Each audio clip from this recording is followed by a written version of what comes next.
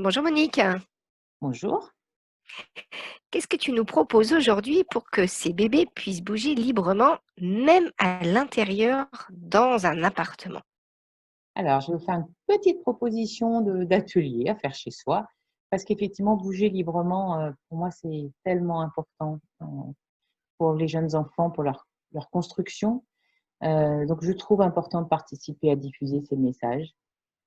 Alors, j'ai appris quand j'étais psychomotricienne débutante ou même étudiante il y a très longtemps, l'importance de laisser les enfants bouger par eux-mêmes, l'importance de laisser trouver leur chemin de mouvement eux-mêmes.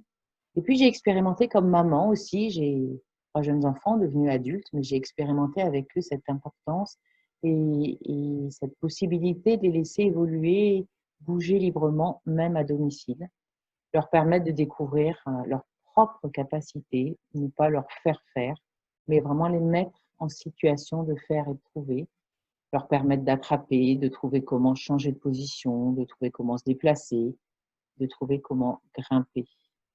Alors grimper, je sais qu'on a souvent peur de laisser les enfants grimper. Pourtant, pour moi, c'est la base pour qu'ils puissent construire leur prudence. En fait, c'est en expérimentant comment bouger et comment grimper que les enfants vont devenir prudents. Ils ne se mettent pas en risque à ce moment-là, au contraire. Et c'est vraiment parce qu'on va laisser l'enfant faire attention lui-même à ce qu'il fait, à ce qu'il voit, à ce qu'il sent dans son corps, à ce qu'il touche, aux obstacles qui peuvent être mis dans son environnement, petits obstacles.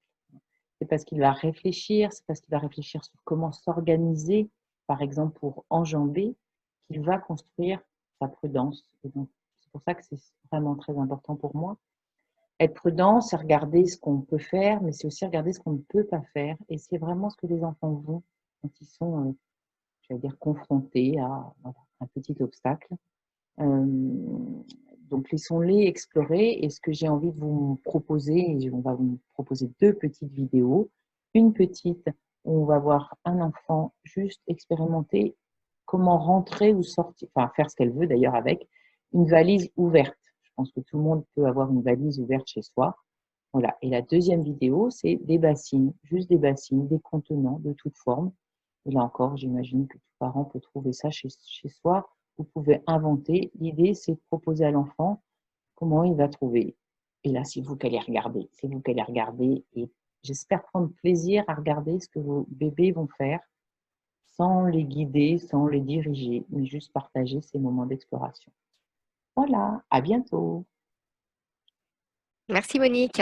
Hein, il souligne que ce qui est important, c'est qu'effectivement, le parent, vous allez être à côté, vous allez pouvoir voir ce qu'ils font.